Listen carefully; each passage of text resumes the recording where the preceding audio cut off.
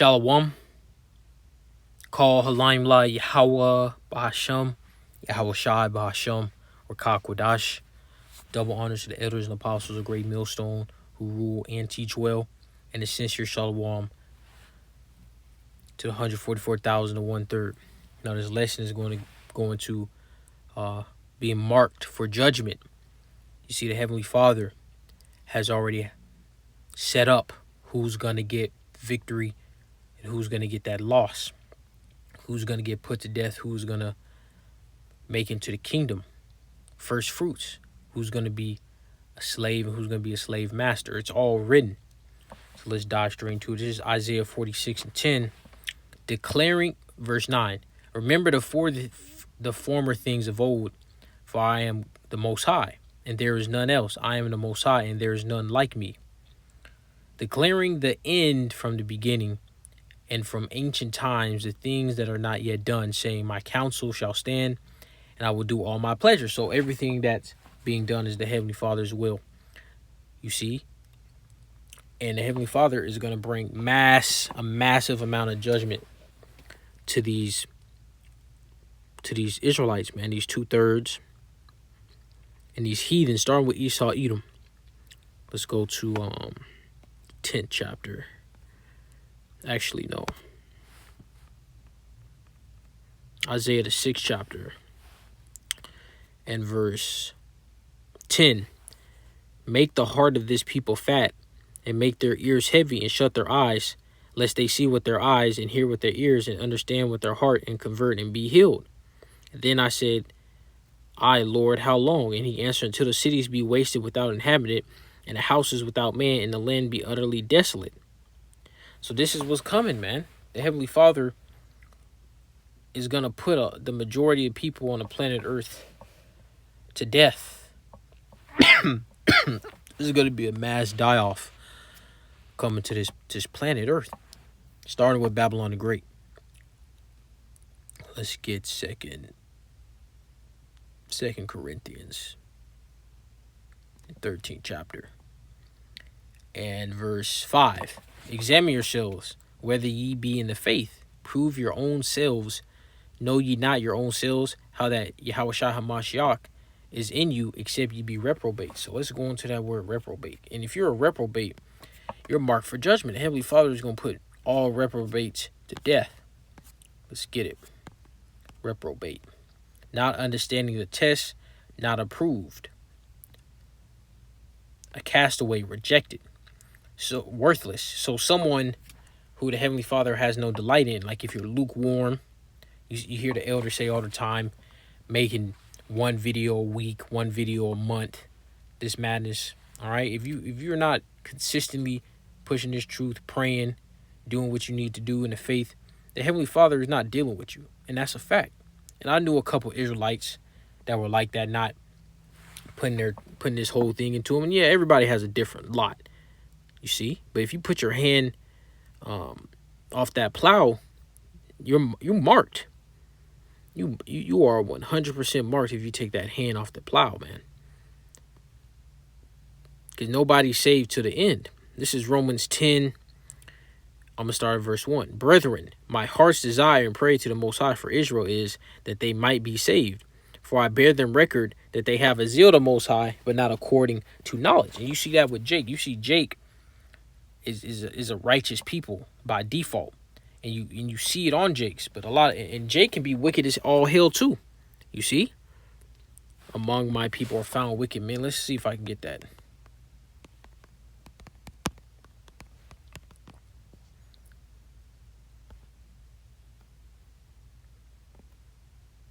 This is Jeremiah 5:26. For among my people are found wicked men. I'm gonna just read that part right there. But even though we are the righteous, that's why Yahushua was needed and set up from the beginning. Let's go to Ezekiel.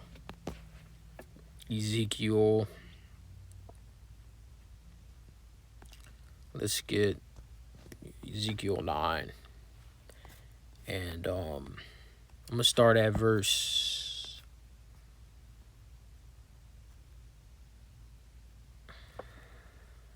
5. Verse 4. And Yahweh said unto him, Go through the midst of the city, through the midst of Jerusalem, and set a mark upon the foreheads of the men. And this is not the charagma, all right? This is a spiritual mark. And set a mark upon the foreheads of the men that sigh and cry for all the abominations that be done in the midst thereof. So everybody that gets this mark is the elect. And everybody that doesn't get it, you're going to get judged. And you're going to be found guilty. And to the others he said in mine hearing, Go ye after him through the city and smite. Let not your eye spare, neither have ye pity. Slay utterly old and young, both maids and little children and women, but come not near any man upon whom has the mark. And begin at my sanctuary. What was it, Apostle Paul that said judgment will start with the Israelites that know that they're Israelites, you see? It's going to start with Israelites that got the true names, man. Let's see. Start, or is it begin?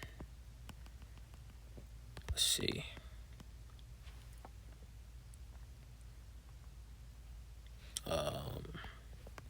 Bear with me. Let's see. Okay. This is 1 Peter 4:17. For the time is come that judgment must begin at the house of the Most High. And if it first begin at us, what shall the end be of them that obey not the gospel of the Most High? Salakia, give me a moment.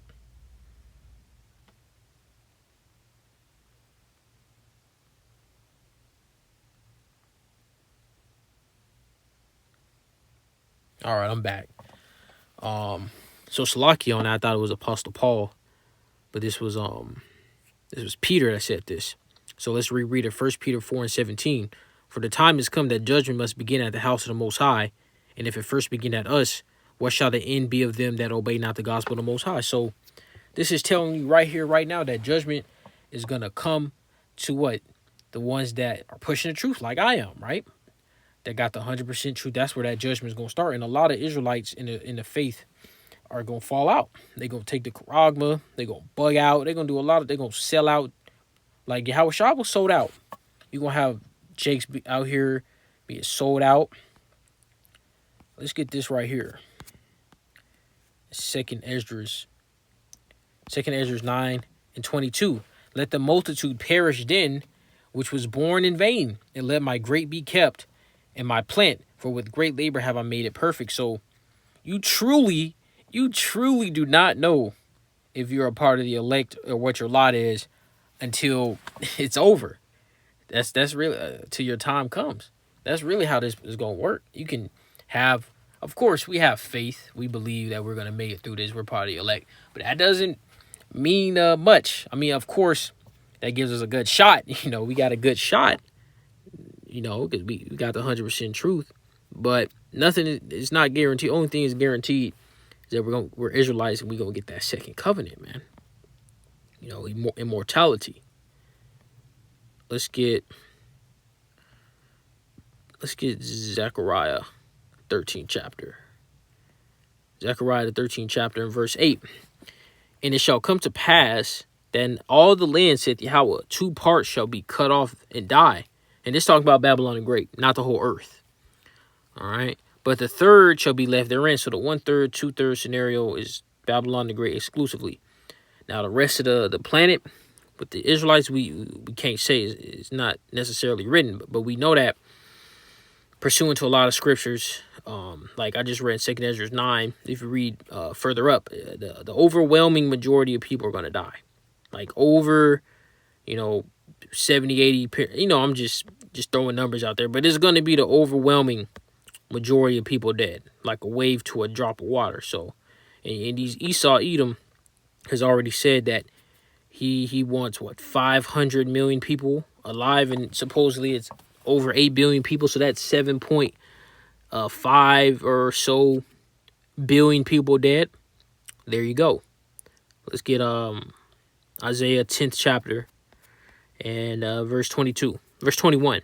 The remnant shall return, even the remnant of Jacob, into the mighty power. For though thy people Israel be as the sand of the sea, yet a remnant of them shall return. The consumption decreed shall overflow with righteousness. So what does that tell you? That tells you that when everything is going down, the Heavenly Father is going to have a small cluster of Israelites that make it through this hailstorm that's about to take place.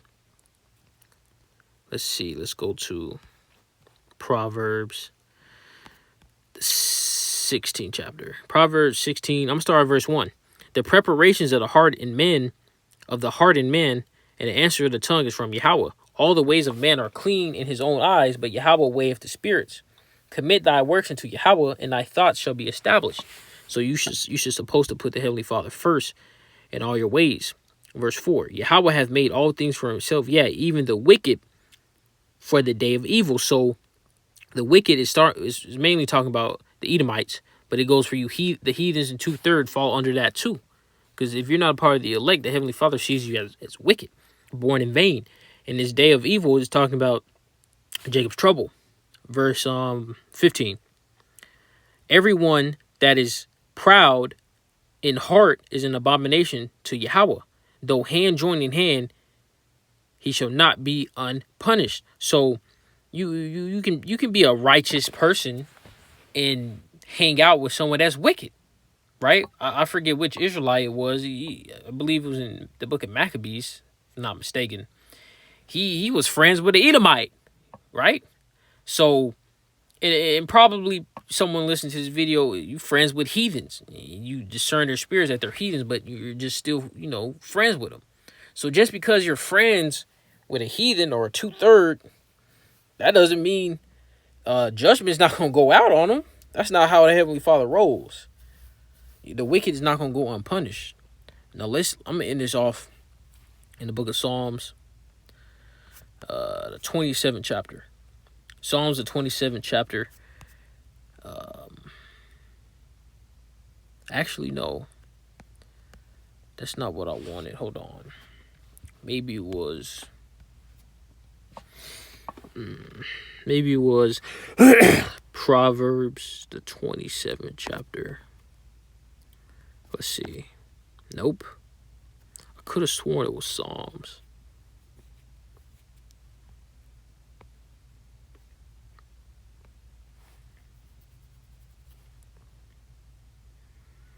Since I can't get that, let's get Micah. Let's see. Let's get Micah 2. Micah 2:1. Woe to them that devise iniquity and work evil upon their beds. When the morning is light, they practice it, because in the power of their hands. And they covet fields and take them by violence, and houses and take them away. So they oppress a man and his house, and even a man and his heritage. Therefore, thus said Yahweh, behold, against this family do I devise an evil, from which ye shall not remove your necks, neither shall you go haughtily, for this time is evil. So this is what's about to go down on this planet Earth for everybody that's not a part of the election. And with that, I say shalom.